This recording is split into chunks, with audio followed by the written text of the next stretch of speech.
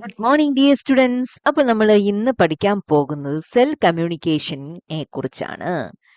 Communication നമ്മൾ രാവിലെ മുതൽ വൈകുന്നേരം വരെ പല രീതിയിൽ പലരോടും നമ്മൾ കമ്മ്യൂണിക്കേറ്റ് ചെയ്തുകൊണ്ടിരിക്കുകയാണ് അല്ലേ? ലാംഗ്വേജ് കൊണ്ടായാലും ചില ജെസ്റ്റേഴ്സ് ആണെങ്കിലും പല രീതിയിൽ നമ്മൾ കമ്മ്യൂണിക്കേറ്റ് ചെയ്തുകൊണ്ടിരിക്കുകയാണ്.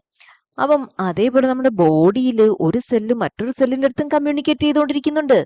എന്നാൽ മാത്രമേ നമ്മുടെ ബോഡിയിലെ പല പ്രോസസ്സും സ്മൂത്ത് ആയിട്ട് നടക്കുകയുള്ളൂ. ബോഡിയിൽ എന്തിനേറെ പറയുന്നത്, നമുക്ക് ഈ കമ്മ്യൂണിക്കേറ്റ് ചെയ്യണമെങ്കിൽ നമ്മുടെ ബോഡിക്കുള്ളിൽ ചില കമ്മ്യൂണിക്കേഷൻ നടക്കണം. അപ്പോൾ എങ്ങനെയാണ് സെല്ല് മറ്റൊരു സെല്ലിന്റെ അടുത്ത് സംസാരിക്കുന്നത്, കമ്മ്യൂണിക്കേറ്റ് ചെയ്യുന്നത്, അതിനെക്കുറിച്ചാണ് നമ്മൾ കാണാൻ പോകുന്നത്. അപ്പം നിങ്ങൾ ഇപ്പോൾ ഈ ഡിഗ്രിക്ക് ഒരുപാട് അങ്ങ് ഡീറ്റെയിൽ ആയിട്ടൊന്നും പഠിക്കത്തില്ല, എന്നാലും അതിൻ്റെ ബേസിക് ആയിട്ടുള്ള കുറേ കാര്യങ്ങൾ.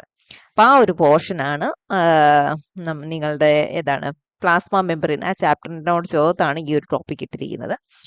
അപ്പോൾ അതിലേക്ക് പോവുകയാണ്. ഫസ്റ്റ് സെൽ കമ്മ്യൂണിക്കേഷന്റെ ഡെഫിനിഷൻ ആണ് നമുക്കൊന്ന് ജസ്റ്റ് നോക്കാം. സെൽ കമ്മ്യൂണിക്കേഷൻ എന്ന് പറഞ്ഞു കഴിഞ്ഞാൽ സെൽസ് എന്ത് ചെയ്യും? ഡിറ്റക്ട് ചെയ്യും, റിസീവ് ചെയ്യും. റിസീവ് ചെയ്തതിന് ശേഷം റെസ്പോണ്ട് ചെയ്യും ചില സിഗ്നൽസിനോട്. അത് എവിടുന്ന് കിട്ടുന്നതായിരിക്കും ഈ സിഗ്നൽസ്? ഒന്നെങ്കിൽ ആ സെല്ലിന്റെ എൻവയോൺമെന്റിൽ നിന്ന്, അല്ലെങ്കിൽ മറ്റ് ചില സെല്ലുകളിൽ നിന്ന്.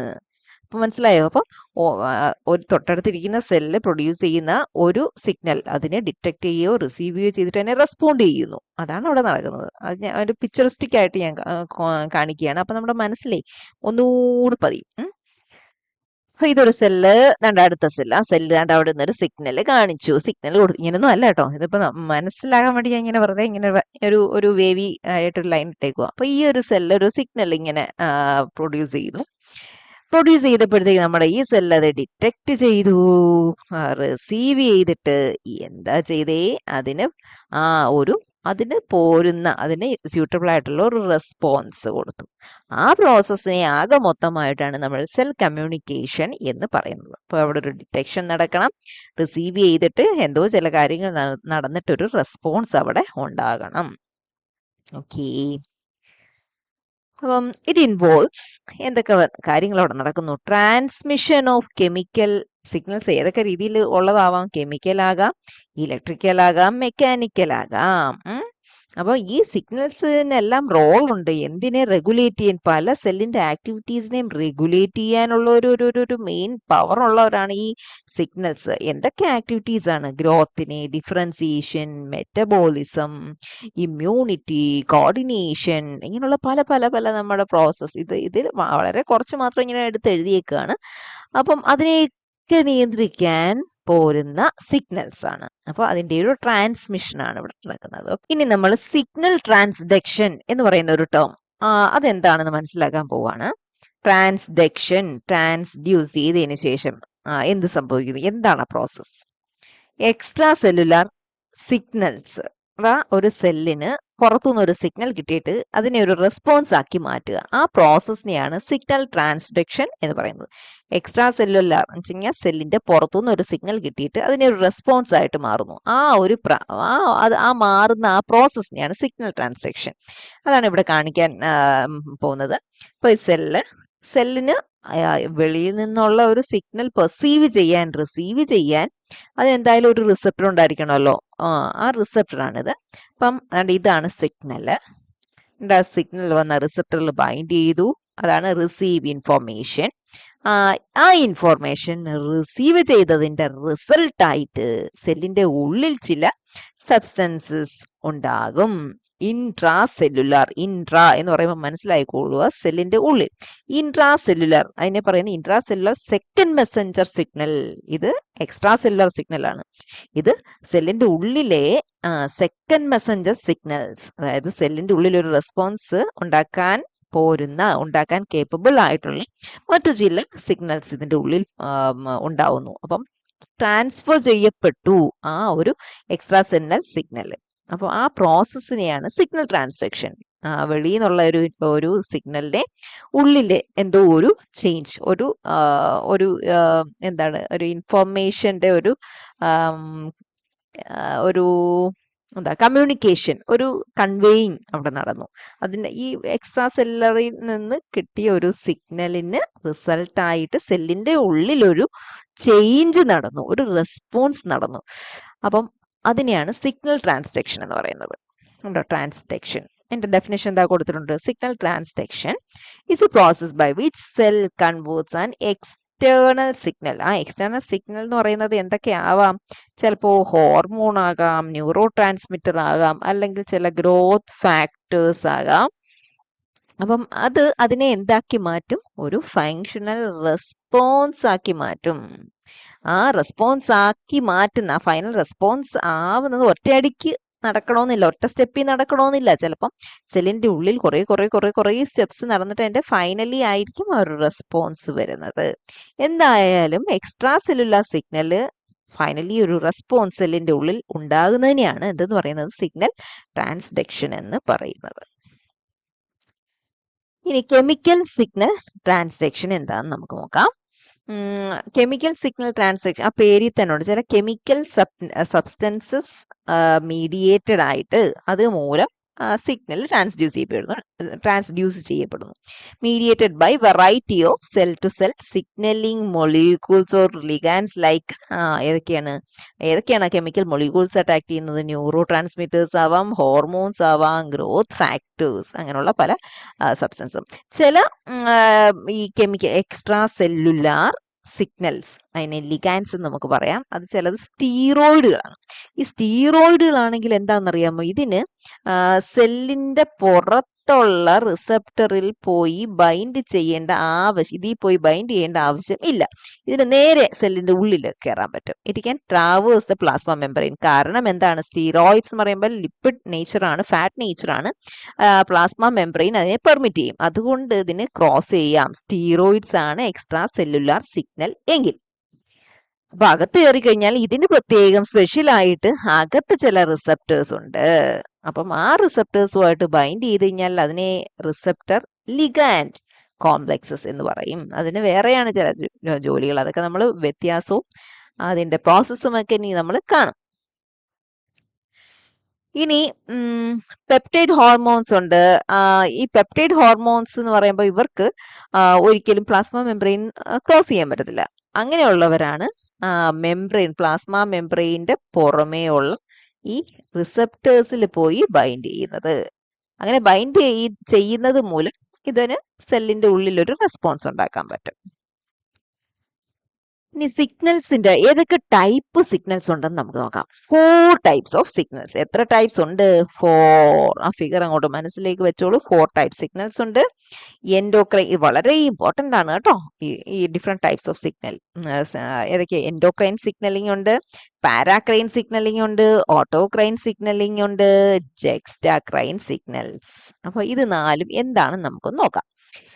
First endocrine. എൻഡോക്രൈൻ എന്ന് പറയുമ്പോൾ എൻഡോക്രൈൻ ഗ്ലാൻഡിന്റെ പ്രത്യേകത നമുക്കറിയാം. ഡക്റ്റിലസ് ഗ്ലാൻഡ് ആണ്. എന്താണ് ഈ ഡക്റ്റിലസ് ഗ്ലാൻഡ് എന്ന് പറഞ്ഞാൽ? അപ്പോ എന്താന്ന് വെച്ച് കഴിഞ്ഞാല് ഇപ്പൊ ഇതൊരു സപ്പോസ് ഒരു എൻഡോക്രൈൻ ഗ്ലാൻഡ് ആണെങ്കിൽ ഇതിൽ നിന്ന് എന്തായിരിക്കും? ഹോർമോൺസ് ആയിരിക്കുമല്ലോ ഫോം ചെയ്യുന്നത്. ഈ ഹോർമോൺസ് ഇതിന്റെ ആ സെക്രീഷൻ പുറത്തേക്ക് അതിന്റെ ടാർഗറ്റ് സെല്ലിലേക്ക് കൊണ്ടുകൊടുക്കാൻ പ്രത്യേകിച്ച് ഡക്റ്റുകൾ ഇല്ല. ഏതിന്? എൻഡോക്രൈൻ ഗ്ലാൻഡിന്. അത് ഡയറക്ട്ലി ബ്ലഡിലേക്കാണ് വരുന്നത്. ബ്ലഡ് വഴിയാണ് അതിന്റെ ടാർഗറ്റ് സൈറ്റിൽ എത്തുന്നത്.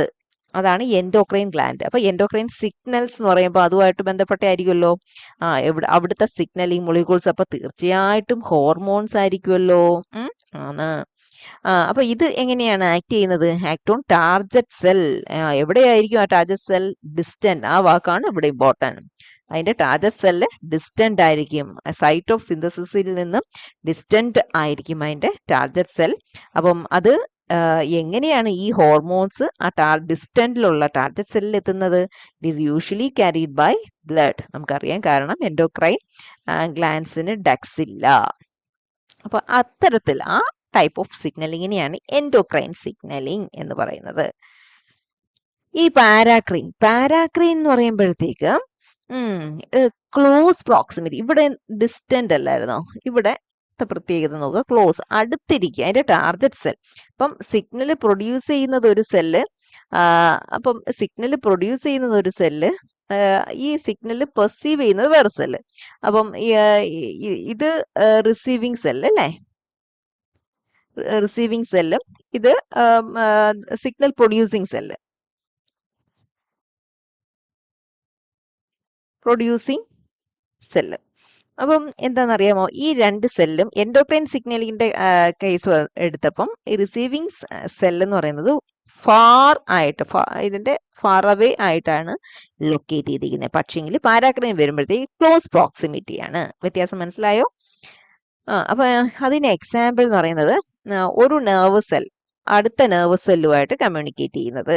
അപ്പൊ അത് അത്രയും ക്ലോസ് ആയിട്ട്, അല്ലെങ്കിൽ ഒരു നെർവ് സെൽ അതിന്റെ കൺസേൺ മസിൽ സെല്ലുമായിട്ട് കമ്മ്യൂണിക്കേറ്റ് ചെയ്യുന്നത്, ഇതെല്ലാം അടുത്തടുത്ത് ആണ് ലൊക്കേറ്റ് ചെയ്യുന്നത്. അപ്പം അവിടെ നടക്കുന്ന സിഗ്നലിംഗ് എന്ന് പറയുന്നത് പാരാക്രൈൻ സിഗ്നലിംഗ് ആണ്.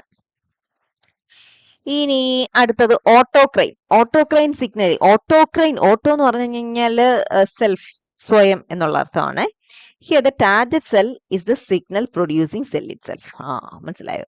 അപ്പം ഒരു സെല്ലുണ്ട്, അത് സിഗ്നൽ പ്രൊഡ്യൂസ് ചെയ്യും, അതിന് റെസ്പോണ്ട് ആയിട്ടുള്ള ആ റെസ്പോൺസ് ഉണ്ടാവുന്നത് ആ സെല്ലിൽ തന്നെ, ആ സെല്ല് തന്നെയാണ് ആ സിഗ്നൽ റിസീവ് ചെയ്യുന്നത്. അതിനെയാണ് autocrine. Here the target cell is the signal producing cell ഇറ്റ് സെൽഫ്. എക്സാമ്പിൾ നോക്കി, ടി ലിംഫോസൈറ്റ്സ് എന്ന് പറയുമ്പോഴത്തേക്ക് ഒരു ടൈപ്പ് ഇമ്മ്യൂൺ സെൽസ് ആണ്. അപ്പം ഇത് ഒരു പ്രോട്ടീൻ, ഇന്റർലൂക്കിൻ 2 എന്ന് പറയുന്ന പ്രോട്ടീൻ അതിനെ റിലീസ് ചെയ്യും. റിലീസ് ചെയ്ത് കഴിയുമ്പോഴത്തേക്ക് എന്ത് ചെയ്യുന്നറിയാമോ, ഈ ഇന്റർലൂക്കിൻ 2 പോയിട്ട് അതേ ടി സെല്ലിന്റെ ഇന്റർലൂക്കിൻ 2 റിസപ്റ്ററിൽ പോയി ബൈൻഡ് ചെയ്തിട്ട് അതിന്റെ പ്രോലിഫറേഷൻ, അതാണ് അതിനൊരു എക്സാമ്പിൾ. അപ്പം ടി ലിംഫോസൈറ്റ് എന്തോ പ്രൊഡ്യൂസ് ചെയ്യും, ഇന്റർലൂക്കിൻ 2. ഇന്റർലൂക്കിൻ 2 എന്ന് പറയുന്നത് അതിന്റെ തന്നെ റിസപ്റ്ററിലെ പോയി ബൈൻഡ് ചെയ്തിട്ട് ഈ ടി സെല്ലിന്റെ പ്രോലിഫറേഷൻ, അതിപ്പോ ഞാൻ കാണിച്ചു തരും. ഇപ്പം ഇത് ആണ് ടി ലിംഫോസൈറ്റ്. എന്ന് പറയുന്നത് നമ്മുടെ ഒരു ഇമ്മ്യൂൺ സെല്ലാണ്, WBC സെല്ലാണ്. അപ്പം അത് ആണ് ഈ ഇന്റർലൂക്കിൻ 2 പ്രൊഡ്യൂസ് ചെയ്യുന്നത്, ഒരു പ്രോട്ടീൻ ആണ്. അപ്പൊ ഈ ഇന്റർലൂക്കിൻ 2 അതിന്റെ തന്നെ റിസപ്റ്ററിൽ പോയി ബൈൻഡ് ചെയ്തിട്ട് അതിന്റെ റെസ്പോൺസ് ആയിട്ടുള്ള അതിന്റെ ഗ്രോത്ത്, ഇതിന്റെ ഫർദർ പ്രോലിഫറേഷൻ, എണ്ണം കൂടുക എന്നുള്ള റിസൾട്ട് ആവും. അപ്പൊ അത് ഓട്ടോക്രൈൻ സിഗ്നലിങ്ങിന്റെ എക്സാമ്പിൾ ആണ്. അപ്പൊ ഓട്ടോക്രൈൻ സിഗ്നൽ ക്ലിയർ ആയല്ലോ. ഇനി അടുത്തത് ജെക്സ്റ്റാക്രൈൻ സിഗ്നൽസ് ആണ്. ജെക്സ്റ്റാക്രൈൻ എന്ന് പറഞ്ഞു കഴിഞ്ഞാൽ ഇതാണ് ഈ പിക്ചർ, അതാണ്. അപ്പം ഇവിടെ എന്ത് നമുക്ക് നോക്കിയിട്ട്, ഇത് ഒരുപാട് അടുത്താണ്. പാരാക്രൈൻ എന്ന് പറയുമ്പം അടുത്താന്ന് പറഞ്ഞു, പക്ഷേ എങ്കിൽ ഇവിടെ അതിനെക്കാട്ടിൽ ക്ലോസസ്റ്റ് ആണ്. കാരണം ഇവിടെ ഈ സിഗ്നൽ പ്രൊഡ്യൂസിങ് സെല്ലിൽ നിന്ന് സിഗ്നൽ റിലീസ് ചെയ്യേണ്ട ആവശ്യം പോലും ഇല്ല. അപ്പൊ സിഗ്നൽ വരുമ്പോഴേ അതിനെ കയറി പിടിച്ച്, കാരണം അത്രയും ക്ലോസ് ആയിട്ടിരിക്കുകയാണ് റിസീവ് ചെയ്യേണ്ട സിഗ്നലിന്റെ റിസപ്റ്റർ ഇതിനോട്. ഉണ്ടോ, ജെക്സ്റ്റാ പൊസിഷൻ, അതാണ് ജെക്സ്റ്റാക്രൈൻ സിഗ്നൽസ് എന്ന് പറയുന്നത്. അപ്പൊ ജെക്സ്റ്റാക്രൈൻ സിഗ്നൽസ് എന്ന് പറയുമ്പോഴത്തേക്ക് that occurs when one cell communicates directly with another cell through physical contact of their cell membranes. അപ്പോൾ they doesn't need releasing of the signal molecules. അപ്പോൾ അതാണ് ജെക്സ്റ്റാക്രൈൻ. അപ്പം ഡിഫറെന്റ് ടൈപ്സ് ഓഫ് സിഗ്നൽസ് മനസ്സിലായി കാണുമല്ലോ. എൻഡോക്രൈൻ, പാരാക്രൈൻ, ഓട്ടോക്രൈൻ, ജെക്സ്റ്റാക്രൈൻ. ഇനി നമുക്ക് ആ സിഗ്നൽ മൊളിക്യൂൾസ് ഡിഫറെന്റ് ടൈപ്സ് ഒക്കെ എന്തൊക്കെയാണെന്ന് മനസ്സിലാക്കാം. സിഗ്നൽ മൊളിക്യൂളിന്റെ ഡെഫിനിഷൻ എന്താണെന്ന് മനസ്സിലാക്കാം. സിഗ്നൽ മൊളിക്യൂൾ എന്ന് പറഞ്ഞു കഴിഞ്ഞാൽ ചില കെമിക്കൽ മെസ്സഞ്ചേഴ്സ് ആണ്. Between cell they are transmitting or transferring between the cells. എങ്ങനെയാണ്? By binding to specific receptors. ചില സ്പെസിഫിക് റിസപ്റ്റേഴ്സിൽ പോയി ബൈൻഡ് ചെയ്തിട്ട് ഇത് തമ്മിൽ ട്രാൻസ്മിറ്റ് ചെയ്യപ്പെടുന്നു. ഇത് ബൈൻഡ് ചെയ്യുമ്പോഴത്തേക്ക് സെല്ലിന്റെ ഉള്ളിൽ ഒരു കാസ്കേഡ് കഴിഞ്ഞാൽ ഒരു സീരീസ് ഓഫ് റിയാക്ഷൻസ് നടക്കുന്നുണ്ട്. ആ റിയാക്ഷൻ നടക്കുന്നതിന്റെ ഫലമായിട്ട് ചില ഫിസിയോളജിക്കൽ പ്രോസസ്സിന്റെ റെഗുലേഷൻ സംഭവിക്കുന്നു. ഏതൊക്കെയാണ്? ഗ്രോത്ത് ആവാം, മെറ്റബോളിസം ആവാം, ഇമ്മ്യൂണിറ്റി ആവാം, ഫർദർ കമ്മ്യൂണിക്കേഷൻ ആവാം. അതിന്റെ ഒരു റെഗുലേഷൻ നടക്കുന്നു. അപ്പൊ എന്തായാലും ഇതൊക്കെ ഉണ്ടാക്കുന്ന കാരണഭൂതൻ resulting means this is a chemical substance that brings about this cascade of intracellular events within the cell. കേട്ടോ, അതാണ് സിഗ്നൽ മൊളിക്യൂൾസ്. അപ്പൊ അതാണ് ഞാൻ പറയാൻ പോകുന്നത്. സെല്ല് ഇതടുത്തതാണ്, റിസീവ് ചെയ്യേണ്ട സെല്ല് കയ്യിൽ നീട്ടിയിരിക്കുകയാണ്. അപ്പം ഈ സെല്ലിൽ നിന്ന് സിഗ്നൽ മൊളിക്യൂൾ പ്രൊഡ്യൂസ് ചെയ്തു, അത് അതിനെ ബൈൻഡ് ചെയ്തു, ഈ സെല്ലിന്റെ ഉള്ളിൽ ചില റെസ്പോൺസ് ഉണ്ടായി. എന്തായാലും അപ്പോൾ ആ കെമിക്കൽ സബ്സ്റ്റൻസിനെയാണ് നമുക്ക് എന്തെന്ന് പറയാം, സിഗ്നൽ മൊളിക്യൂൾസ് എന്ന് പറയാം. കേട്ടോ, സിഗ്നൽ മൊളിക്യൂൾസ് എഴുതി വരാൻ കുറെ ടൈം എടുക്കും. Signal molecules. ഇനി ആ സിഗ്നൽ മൊളിക്യൂൾസ് ഡിഫറെന്റ് ടൈപ്സ് ഉണ്ട്. ഏതൊക്കെയാന്ന് നോക്കാം. ഹോർമോൺസ് ഉണ്ട്. അത് എൻഡോക്രൈൻ ഗ്ലാൻഡ്സ് ആണ് സാധാരണ ഹോർമോൺസ് പ്രൊഡ്യൂസ് ചെയ്യുന്നത്. ബ്ലഡ് സ്ട്രീം വഴിയാണ് അത് ട്രാൻസ്ഫർ ചെയ്യുന്നത്. ഡിസ്റ്റന്റ് ടാർഗറ്റ് സെൽസിലാണ് അത് ആക്ട് ചെയ്യുന്നത്. ഇതൊക്കെ ഞാൻ ഓൾറെഡി പറഞ്ഞതാണ്. Examples insulin, glucagon, adrenaline, thyroxine. ഇനി അടുത്ത ന്യൂറോ ട്രാൻസ്മിറ്റേഴ്സ് സിഗ്നൽ മൊളിക്യൂൾ ആയിട്ട് ആക്ട് ചെയ്യുന്നുണ്ട്. അത് ന്യൂറോൺസ് ആണ് റിലീസ് ചെയ്യുന്നത്. Synaptic ജംഗ്ഷൻസിലാണ് release. സിനാപ്റ്റിക് എന്ന് പറഞ്ഞു കഴിഞ്ഞാൽ ഒരു ന്യൂറോണിന്റെ ടിപ്പ് അടുത്ത ന്യൂറോണുമായിട്ട് ഫേസ് ടു ഫേസ് കൺഫ്രോണ്ട് ചെയ്യുന്ന പോർഷനെയാണ് സിനാപ്റ്റിക് ജംഗ്ഷൻ എന്ന് പറയുന്നത്. നിങ്ങൾ പഠിച്ചിട്ടുണ്ടായിരിക്കും. അപ്പം ആ പോയിന്റിലാണ് ഇതിന്റെ റിലീസ് നടക്കുന്നത്. Okay, they act locally and very rapidly. അപ്പം അടുത്തടുത്ത് പാരാക്രൈൻ ടൈപ്പ് അല്ലേ, ആക്ട് ലോക്കലി ആണ്, പക്ഷെ വളരെ ഫാസ്റ്റ് ആയിട്ടാണ്. അത് neurotransmitters. Example acetylcholine, dopamine, serotonin, GABA.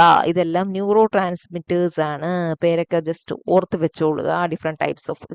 എപ്പോഴും നമ്മൾ കോമൺ ആയിട്ട് പറയുന്ന ഒരു ന്യൂറോ ട്രാൻസ്മിറ്റർ ആണ് അസറ്റോ കൊളൈൻ.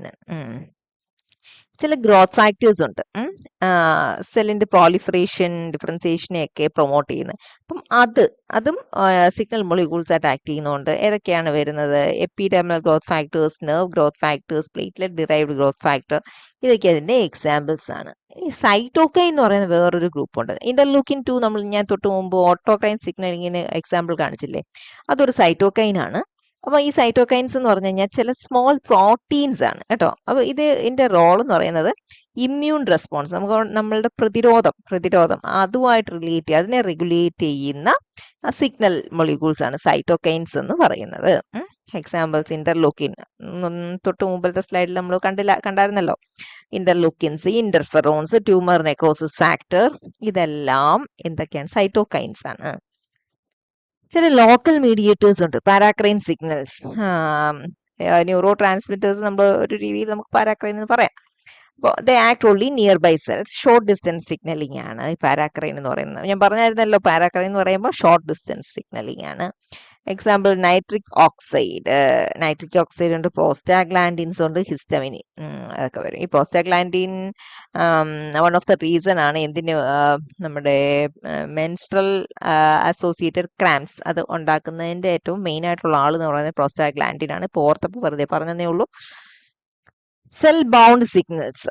ഇനി സെല്ലിൽ റിലീസ് ചെയ്തില്ല, സെൽ ബൗണ്ട് ആയിട്ട് നിൽക്കുന്ന ചില സിഗ്നൽസ് ഉണ്ട്. അതിനെ എക്സ്ട്രാക്രൈൻ സിഗ്നലിംഗ് എന്ന് പറയും. ഇതിന് റിസീവിങ് സെല്ലുമായിട്ട് ഡയറക്റ്റ് കോണ്ടാക്ട് ഉണ്ടായിരിക്കണം കേട്ടോ. തമ്മിൽ അടുത്തടുത്ത് തൊട്ടുരുമി ഇരിക്കണം, എന്നാൽ മാത്രമേ ഈ സിഗ്നൽ അവിടെ റോളുള്ളൂ. അതാണ് സെൽ ബൗണ്ട് സിഗ്നൽസ് എന്ന് പറയും. Example notch delta system, integrin, cadherins എന്നൊക്കെ പറയുന്നത്. ഇനി വേറൊരു ഗ്രൂപ്പ് ഉണ്ട്, സെക്കൻഡ് മെസ്സഞ്ചേഴ്സ്. ഇതെന്താന്ന് വെച്ച് കഴിഞ്ഞാൽ സെല്ലിന്റെ ഉള്ളിലാണ് ഈ ആൾക്കാരുണ്ടാവുന്നത്. സെല്ലിന്റെ ഉള്ളിൽ, അതായത് എക്സ്ട്രാ സെല്ലുലർ സിഗ്നല് വന്ന് ഇപ്പം എന്താണ് സെല്ല്,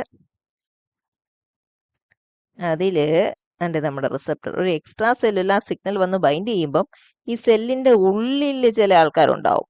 പക്ഷേ ഇവര് എന്ന് പറയുന്ന അൾട്ടിമേറ്റ് റെസ്പോൺസ് അല്ല, ഇവരാണ് അൾട്ടിമേറ്റ് ഫൈനൽ റെസ്പോൺസ് ഉണ്ടാക്കാൻ കാരണമായിട്ടുള്ള മെയിൻ ആൾക്കാർ. അപ്പം സെല്ലിന്റെ ഉള്ളിൽ ഉണ്ടാവുന്ന ആ സെക്കൻഡറി മൊളിക്യൂൾസിനെയാണ് എന്തെന്ന് പറയുന്നത്, സെക്കൻഡ് മെസ്സഞ്ചേഴ്സ് എന്ന് പറയുന്നത് കേട്ടോ. അപ്പം അതും ഒരു സിഗ്നലിംഗ് മൊളിക്യൂൾസ് ആയിട്ട് നമുക്ക് പറയാം. They are not extracellular ligands but molecules generated inside the cell after activation. Activation എന്ന് പറയുമ്പോൾ എന്തുവാണ്? ഒരു എക്സ്ട്രാ സെല്ലുലാർ സിഗ്നൽ വന്ന് റിസപ്റ്ററി ബൈൻഡ് ചെയ്യുന്നതിനെയാണ് ആക്ടിവേഷൻ എന്ന് പറയുന്നത്. അതിനുശേഷം സെല്ലിന്റെ ഉള്ളിൽ ഉണ്ടാകുന്ന ഒരു സിഗ്നൽസ് ആണ് സെക്കൻഡ് മെസ്സഞ്ചേഴ്സ് എന്ന് പറയുന്നത്. ഓക്കെ. അപ്പോൾ ഇതിന്റെ ഇമ്പോർട്ടൻസ് എന്താണ്? സെക്കൻഡ് മെസ്സഞ്ചേഴ്സ് ഫോം ചെയ്യുന്നതിന്റെ ഇമ്പോർട്ടൻസ് എന്താണെന്ന് വെച്ച് കഴിഞ്ഞാൽ ഇത് ആംപ്ലിഫൈ ചെയ്യും. അപ്പം വെളിയിൽ നിന്നും നമ്മളിപ്പോൾ നമുക്കൊരു ഫോൺ കോൾ വന്നു. അപ്പം ആ ഫോൺ യഥാർത്ഥത്തിൽ അത് നിങ്ങളപ്പോൾ എടുത്തത് യഥാർത്ഥത്തിൽ ആ കോൾ അമ്മയ്ക്ക് വരേണ്ടതാണ്. അപ്പോൾ അത് നമ്മൾ നിങ്ങൾ അമ്മ അമ്മ അമ്മയ്ക്ക് ഫോൺ കോൾ എന്ന് പറഞ്ഞ് കൊടുക്കത്തില്ലേ? ആ അതേപോലെ ഒരു സിഗ്നലിനെ ഒന്നുകൂടെ ഒന്ന് ആംപ്ലിഫൈ ചെയ്തിട്ട് ഡൗൺ സ്ട്രീം റെസ്പോൺസസ് ട്രിഗർ ചെയ്യുന്ന ആൾക്കാരാണ് second messengers. Example CAMB, CGMB, inositol triphosphate, diacyl glycerol, calcium, ഇതെല്ലാം സെക്കൻഡ് മെസ്സഞ്ചേഴ്സ് ആയിട്ട് ആക്ട് ചെയ്യുന്ന ആൾക്കാരാണ്. ഇനി നമുക്കിനി റിസപ്റ്റേഴ്സ്, ഇപ്പം ഈ സിഗ്നൽസ് പെർസീവ് ചെയ്യാൻ ചില റിസപ്റ്റേഴ്സ് ഉണ്ടെന്ന് പറഞ്ഞില്ലേ? ഈ റിസപ്റ്റേഴ്സ് പല ടൈപ്പ് ഉണ്ട്. അതാ ഏതൊക്കെയാന്ന് നോക്കാം. ഒന്നാമത്തത് റിസപ്റ്റർ ടൈറോസിൻ കൈനേസ്.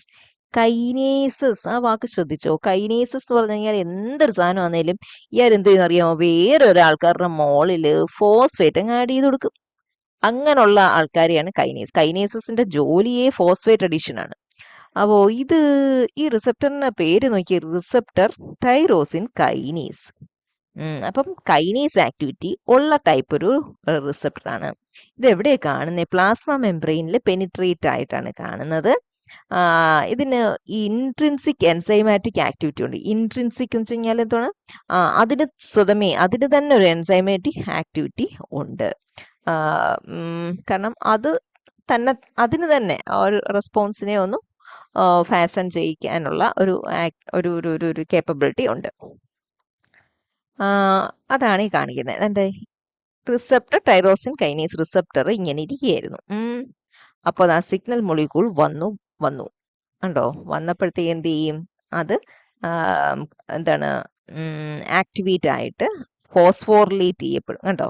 ഫോസ്ഫോറിലേറ്റ് ചെയ്യുമ്പോൾ ഇത് ഡൈമറായിട്ട് മാറും. ഇത് രണ്ടും കൂടെ ചേർന്നിട്ട് ഒറ്റൊരു സ്ട്രക്ചറായിട്ട് മാറിയിട്ട് further down hill responses trigger ചെയ്യും.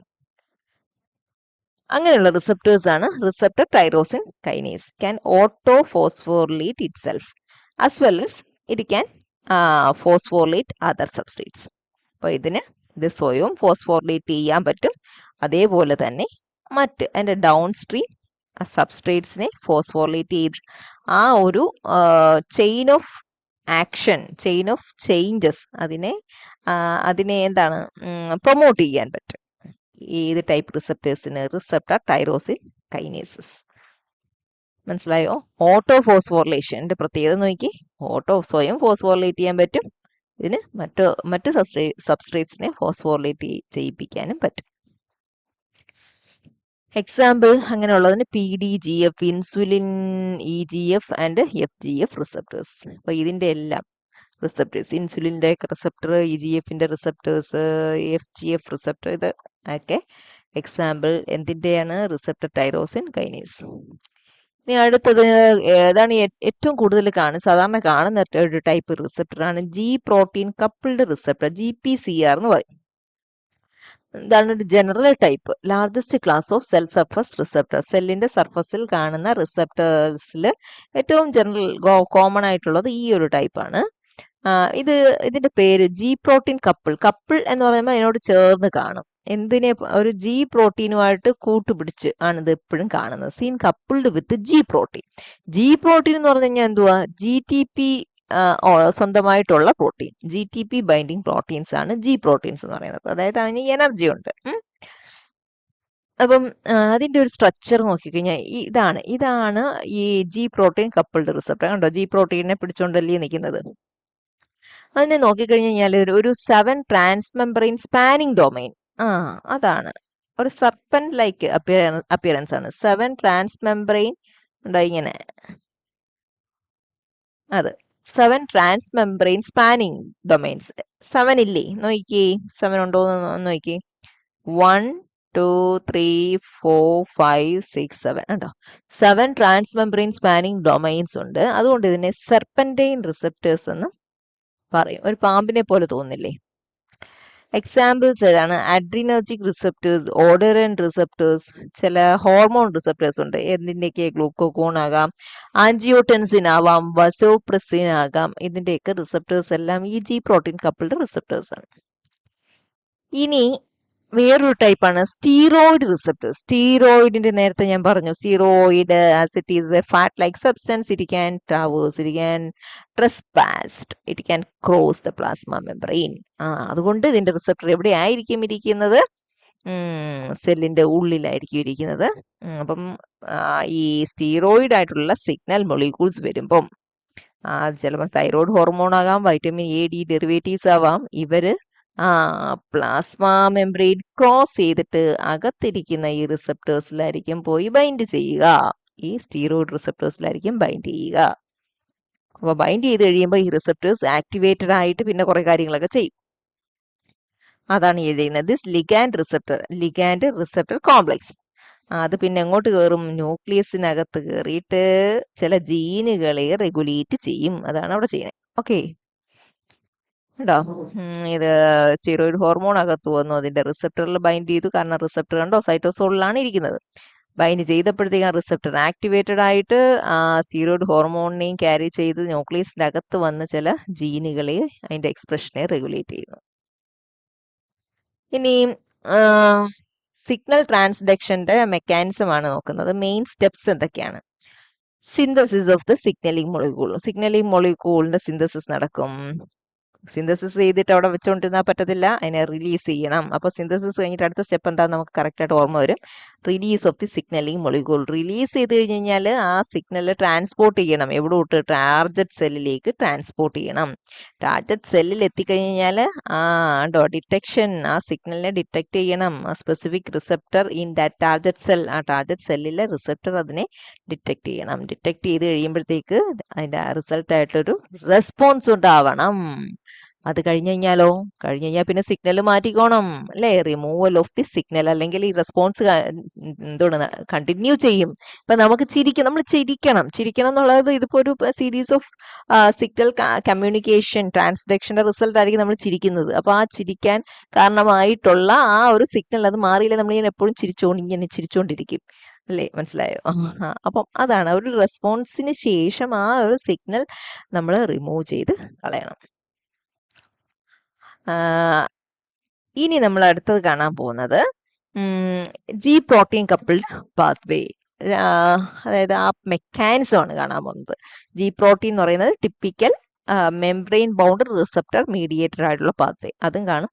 പിന്നെ നമ്മൾ steroid hormone, steroid type signal molecules സെല്ലിന്റെ ഉള്ളിൽ കയറിയിട്ടുള്ള പ്രോസസ്സ്, അത് രണ്ടും കാണാൻ പോകുന്നത്. അപ്പൊ നോക്കാം. ഇത് പ്ലാസ്മ മെംബ്രെയിൻ ആണ്. അവിടെയാണ് ഇരിക്കുന്നത് നമ്മുടെ G protein serpentine like with 7 transmembrane spanning domains ഒക്കെ ഉള്ളത് അല്ലെ? അപ്പം ഇതിൽ ദാണ്ട വന്നു. ഇതിന്റെ ദാണ്ട കൂട്ടുകാരൻ ജി പ്രോട്ടീൻ ഇവിടെ ഇരിപ്പുണ്ട്, പക്ഷെ ഇപ്പൊ ബൈൻഡ് ചെയ്തിട്ടില്ല. എപ്പോഴും പോയി ബൈൻഡ് ചെയ്യും നോക്കിക്കോ. സിഗ്നൽ മൊളിക്യൂൾ വന്നു, ഇതിൽ ഹോർമോൺ ആണ്. അപ്പോൾ ഹോർമോൺ വന്നിട്ട് അതിൽ ബൈൻഡ് ചെയ്തപ്പോഴത്തേക്ക് കണ്ടോ സിഗ്നൽ മൊളിക്യൂൾ ആണിത്. സിഗ്നൽ മൊളിക്യൂൾ വന്ന് ബൈൻഡ് ചെയ്തപ്പം ഇതിനൊരു ചേഞ്ച് വന്നു, ഒരു കൺഫർമേഷൻ ചേഞ്ച് എന്ന് പറയുമ്പോഴത്തേക്ക് ഇതിന്റെ ആ ഓറിയന്റേഷനിലോ അതിന്റെ ഫോൾഡിങ്ങിലോ ഒരു ചെറിയ ചേഞ്ച് വരും. ചേഞ്ച് വന്നപ്പോഴത്തേക്ക് അന്നേരം ഇതിന് ആരെ ബൈൻഡ് ചെയ്യാൻ പറ്റും? ഇത് ആരെ ആകർഷിക്കും? ജി പ്രോട്ടീനെ. അപ്പൊ ജി പ്രോട്ടീൻ അടുത്തോട്ട് ചെന്നു. അപ്പം സിഗ്നൽ വന്ന് ബൈൻഡ് ചെയ്തു, കൺഫർമേഷൻ ചേഞ്ച്, ജി പ്രോട്ടീനെ ബൈൻഡ് ചെയ്തു. ഇനി ആ ജി പ്രോട്ടീനിലോട്ടൊന്ന് നോക്കിയേ. അതിന് 3 സബ് യൂണിറ്റ്സ് ഉണ്ട്. ആൽഫയുണ്ട്, ബീറ്റയുണ്ട്, ഗാമയുണ്ട്. അപ്പൊ അത് എന്തോത്തിനാണ്? അതിനൊക്കെ ഒരു കാരണങ്ങളൊക്കെ ഉണ്ട്. അപ്പൊ ഈ ജി പ്രോട്ടീൻ വന്നിട്ട് നമ്മുടെ റിസപ്റ്ററി ബൈൻഡ് ചെയ്തപ്പം ജി പ്രോട്ടീനിന് ഒരു ചേഞ്ച് നടന്നു. എന്താണ് ഇതിന്റെ ബോഡിയിൽ ഉണ്ടായിരുന്നത്? GDP ആയിരുന്നു. ആ GDP അങ്ങ് പോയിട്ട് ഈ സൈറ്റോപ്ലാസത്തിൽ ഒത്തിരി GTP ഉണ്ട്. GTP എടുക്കും. എനർജി കിട്ടിയപ്പം ഈ ജി പ്രോട്ടീൻ ആക്ടിവേറ്റഡ് ആകുമ്പോൾ ഇതിങ്ങനെ അടങ്ങിയിരിക്കുമോ? നമുക്ക് നമ്മൾ ഭയങ്കര ആക്റ്റീവ് ആകുമ്പോൾ എന്തോ ഒരിടത്ത് അടങ്ങിയിരിക്കുമോ? അപ്പൊ ഇന്ന തുള്ളിച്ചാട്ടം ബഹളമായിരിക്കും. അപ്പൊ അതേപോലെ ഏതാണ്ട് ഇവിടെ GTP വന്നപ്പോഴത്തേക്ക് ഈ ജി പ്രോട്ടീനിലെ ആൽഫ സബ് യൂണിറ്റ് അവിടെ നിന്ന് ഇളകി വേറൊരിടത്തോട്ട് പോകുന്നു. നോക്കിയേ, പോയ സ്ഥലത്തിന്റെ പേരാണ് ഇഫക്റ്റർ മൊളിക്യൂളിലേക്ക് പോയി. അപ്പോൾ ഇവിടുത്തെ ഇഫക്ടറിനൊരു പേരുണ്ട്, അഡിനൈൽ സൈക്ലേസ്. അപ്പൊ എന്തായാലും ഇതിന്റെ അടുത്ത് പോയപ്പോ ഈ ഇഫക്ടർ എന്ത് ചെയ്തു? ഈ ഇഫക്ടറിന് ഒരു കൺഫർമേഷൻ ചേഞ്ച് വന്നു. ജി പ്രോട്ടീൻ വന്നപ്പോഴത്തേക്ക് കൺഫർമേഷൻ ചേഞ്ച് വന്നു കഴിഞ്ഞാൽ പിന്നെ ആൾക്കാരൊന്നും അടങ്ങിയിരിക്കത്തില്ല. കൺഫർമേഷൻ ചേഞ്ച് വന്നപ്പോഴത്തേക്ക് അത് എന്ത് ചെയ്തു? സൈറ്റോപ്ലാസത്തിൽ നിന്ന് ഒരു ATP പിടിച്ചിട്ട് എന്തോ ആക്കി മാറ്റി? CAMP ആക്കി മാറ്റി. CAMP എന്തുവാ? സെക്കൻഡ് മെസ്സഞ്ചർ അല്ലേ? സെക്കൻഡ് മെസ്സഞ്ചർ മൊളിക്യൂൾസ് ആണ്. സിഗ്നലിനെ ആംപ്ലിഫൈ ചെയ്യുന്ന മൊളിക്യൂളാണ്. ടൈപ്പ് ഓഫ് സിഗ്നലിൽ ഞാൻ പറഞ്ഞു. CAMP ഫോം ചെയ്ത് കഴിഞ്ഞപ്പോഴത്തേക്ക് ഈ CAMP അതെന്താണെന്നാണ് എഴുതിയിരിക്കുന്നത്, സെക്കൻഡ് മെസ്സഞ്ചർ ആണ്. ഈ CAMP ഒന്നിൽ കൂടുതൽ സബ്സ്ട്രേറ്റ്സിനെ ആക്ടിവേറ്റ് ചെയ്തിട്ട് പല പല റെസ്പോൺസുകൾ സെല്ലിന്റെ ഉള്ളിൽ ഉണ്ടാക്കും. എന്ത് ചെയ്തു? CAMP പല പല ഇടയ്ക്കുള്ള പല സബ്സ്ട്രേറ്റ്സിനെ ആക്ടിവേറ്റ് ചെയ്തിട്ട് ഒന്നോ രണ്ടോ റെസ്പോൺസസ് ഉണ്ടാക്കി. ഈ റെസ്പോൺസസ് എന്ന് പറയുന്നത് മിക്കവാറും എന്തുമായിരിക്കും എന്നറിയാമോ? ചില കൈനേസസിന്റെ ആക്ടിവേഷനാണ്. മനസ്സിലായി? ഈ റെസ്പോൺസും ഇതെന്നെല്ലാം പറയുന്നത് ഏതെങ്കിലുമൊക്കെ ചില കൈനേസസിനെ ആക്ടിവേറ്റ് ചെയ്യുന്നതായിരിക്കും നടന്നത്. എങ്ങനെയായിരിക്കും ആക്ടിവേറ്റ് ചെയ്യുന്നത്? അതിനെ ഫോസ്ഫോറിലേറ്റ് ചെയ്തോ മറ്റോ ആയിരിക്കും ആക്ടിവേറ്റ് ചെയ്യുന്നത്. എന്തായാലും അപ്പോൾ നമുക്ക് മനസ്സിലായിക്കോണം, ഇവിടെ ഒരു കൈനേസ് ആക്ടിവേറ്റ് ആയിട്ടുണ്ട്, ഇവിടെ ഒരു കൈനേസ് ആക്ടിവേറ്റ് ആയിട്ടുണ്ട്. പിന്നെ ആക്ടിവേറ്ററായ കൈനേസസ് എന്തുവാ? കൈനേസസിന്റെ ജോലി എന്ന് പറയുന്നത് ഫോസ്ഫേറ്റിന്റെ അഡീഷൻ ആണ്. അത് മറ്റു ചില റെഗുലേറ്ററി പ്രോട്ടീനിന് ഫോസ്ഫേറ്റ് ആഡ് ചെയ്ത് കൊടുക്കും. ആ റെഗുലേറ്ററി പ്രോട്ടീനാണ് ഫൈനലായിട്ടുള്ള ബയോളജിക്കൽ റെസ്പോൺസ് ഉണ്ടാക്കുന്നത്. പിടികിട്ടിയാ? ഇങ്ങനെയാണ് ഒരു കമ്മ്യൂണിക്കേഷൻ. ഇപ്പൊ കമ്മ്യൂണിക്കേഷനിൽ എന്തൊക്കെയാ നടന്നേ? സിഗ്നൽ വന്നു, റിസപ്റ്റർ കൺഫർമേഷൻ ചേഞ്ച് വന്നു, ജി പ്രോട്ടീൻ ബൈൻഡ് ചെയ്തു. ജി പ്രോട്ടീൻ ആയപ്പം GDP കളഞ്ഞിട്ട് GTP ബൈൻഡ് ചെയ്തു. ആക്ടിവേറ്റഡ് ആയിട്ട് GTP ബൗണ്ട് ആയിട്ടുള്ള ആൽഫ സബ് യൂണിറ്റ് അതിൽ നിന്ന് വന്നിട്ട് ഇഫക്ടറിൽ ബൈൻഡ് ചെയ്തു, അഡിനൈൽ സൈക്ലേസ് എന്ന് പറയുന്നത്. അപ്പം അത് സൈറ്റോപ്ലാസത്തിലെ ഒരു ATPയെ CAMP ആയിട്ട് മാറ്റി. CAMP എന്ത് ചെയ്തു? ചില കൈനേസസിനെ ആക്ടിവേറ്റ് ചെയ്തു. ആക്ടിവേറ്റ് ചെയ്യപ്പെട്ട കൈനേസസ് എന്ത് ചെയ്തു? അത് മറ്റു ചില റെഗുലേറ്ററി പ്രോട്ടീൻസിനെ ഫോസ്ഫോറിലേറ്റ് ചെയ്ത് ആക്ടിവേറ്റ് ചെയ്തു. അപ്പോൾ ആ റെഗുലേറ്ററി പ്രോട്ടീൻ ഏത് ഫങ്ഷൻ ആണോ, ബയോളജിക്കൽ ഫങ്ഷൻ ആണോ ചെയ്യുന്നത്, ആ റെസ്പോൺസ് സെല്ലിൽ ഉണ്ടാക്കി. ഇപ്പോൾ ഇങ്ങനെയാണ് കമ്മ്യൂണിക്കേഷൻ. അപ്പോൾ ഈ സിഗ്നൽ മൊളിക്യൂൾ അവിടെ ഇരുന്ന് കഴിഞ്ഞാൽ ഈ റെസ്പോൺസ് കണ്ടിന്യൂ ചെയ്യും. അപ്പോൾ അത് ഒരു അബ്നോർമൽ സിറ്റുവേഷൻ ആണ്. അപ്പോൾ ഇത് ആവശ്യം കഴിയുമ്പം സിഗ്നൽ മൊളിക്യൂളിനെ റിമൂവ് ചെയ്യണം. അതിനെ ഡിസിൻറ്റഗ്രേറ്റ് ചെയ്തോ എന്തോ അതിനെ റിമൂവ് ചെയ്യണം. എന്നാൽ മാത്രമേ ഈ ഒരു സിഗ്നലിംഗ്, ഈ response നിൽക്കുകയുള്ളൂ. After the response, the signaling process have to be terminated by removing the signaling molecule. അതാണ് പറഞ്ഞത്. അത് നടന്നില്ലെങ്കിൽ അൺകൺട്രോൾഡ് സെല്ലുലാർ ആക്ടിവിറ്റി ആയിരിക്കും അവിടെ ഉണ്ടാവുക. ഇനി നമുക്ക് സ്റ്റീറോയിഡ് ഹോർമോൺ റെസ്പോൺസ് എന്തോ പ്രത്യേകത പറഞ്ഞേ? സ്റ്റീറോയിഡ് ഹോർമോൺ ആണെങ്കിൽ ഇതിന് പ്ലാസ്മ മെംബ്രെയിൻ ക്രോസ് ചെയ്യാൻ പറ്റും. നല്ല പ്ലാസ്മ മെംബ്രെയിൻ വന്നു, സ്റ്റീറോയിഡ് ഹോർമോൺ ആണ്. ഇതെന്ത് ചെയ്യും? ഇത് അതിന്റെ റിസപ്റ്റർ സൈറ്റോപ്ലാസത്തിൽ ഇങ്ങനെ ഇരിക്കണേ കേട്ടോ. സ്റ്റീറോയിഡ് ആയതുകൊണ്ട് അതിന് പ്ലാസ്മ മെംബ്രെയിൻ ക്രോസ് ചെയ്ത് വന്ന് സൈറ്റോപ്ലാസത്തിൽ ഇരുന്ന് റിസപ്റ്ററി ബൈൻഡ് ചെയ്തു. അപ്പോൾ ഇവിടെ നമുക്ക് ന്യൂക്ലിയസ് കാണാം, ഇതിനകത്ത് നമ്മുടെ DNA കാണാം, ക്രോമസോമിനകത്ത്. അപ്പോൾ ഈ റിസപ്റ്റർ ആക്ടിവേറ്ററായി. എന്തുകൊണ്ട്? സ്റ്റീറോയിഡ് ഹോർമോൺ ബൈൻഡ് ചെയ്തുകൊണ്ട്. അപ്പോൾ അത് ഇങ്ങനെ അതിനെ പിടിച്ചോട്ട് ന്യൂക്ലിയസിനകത്ത് വന്നു കഴിയുമ്പോൾ ഈ റിസപ്റ്റർ ലിഗാൻഡ് കോംപ്ലക്സ്, ലിഗാൻഡ് എന്ന് പറയുന്ന സിഗ്നൽ മൊളിക്യൂൾ എന്ന് വിളിക്കുന്ന പേരാണ് ലിഗാൻഡ്. അപ്പോൾ അതിനെ ചേർത്തിട്ട് റിസപ്റ്റർ ലിഗാൻഡ് കോംപ്ലക്സിന് വേറൊരു പേര് പറയും. ട്രാൻസ്ക്രിപ്ഷൻ ഫാക്ടേഴ്സ് എന്ന് പറഞ്ഞു കഴിഞ്ഞാൽ ജീൻസിന്റെ ട്രാൻസ്ക്രിപ്ഷനെ കൺട്രോൾ ചെയ്യുന്ന ചില ആൾക്കാരാണ്. അപ്പോൾ ഒരു ട്രാൻസ്ക്രിപ്ഷൻ ഫാക്ടറായിട്ട് ആക്ട് ചെയ്തിട്ട് ഇത് ചില സ്പെസിഫിക് ജീൻസിന്റെ എക്സ്പ്രഷൻ, ചിലപ്പോൾ ചില ജീനുകളെ ആക്ടിവേറ്റ് ചെയ്യാം, ചിലപ്പം ഇത് വന്നു കഴിഞ്ഞാൽ ചില ജീനുകളെ സ്വിച്ച് ഓഫ് ചെയ്യാം. എന്തായാലും ഒരു പർട്ടിക്കുലർ റെഗുലേഷൻ അവിടെ നടക്കും. സോ ഇതാണ് സ്റ്റീറോയിഡ് ഹോർമോൺ മീഡിയേറ്റഡ് ആയിട്ടുള്ള കമ്മ്യൂണിക്കേഷൻ. അപ്പം നിങ്ങളൊരു ബേസിക് ലെവലിൽ സെൽ കമ്മ്യൂണിക്കേഷൻ എന്താണെന്ന് പഠിച്ചിട്ടുണ്ട്. ഇതിൻ്റെ ഡീറ്റെയിൽസ് ഒക്കെ നിങ്ങൾ ഫർദർ ഹയർ സ്റ്റഡീസിനൊക്കെ പോകുമ്പോൾ പഠിക്കും. എനിക്ക് തോന്നുന്നു ഒരു ഐഡിയ കിട്ടിയിട്ടുണ്ടെന്ന്. So with this I am going to wind up this section. Thank you. I'm an icon, man. I'm a girl about a 10. I should fuck her in a Benz.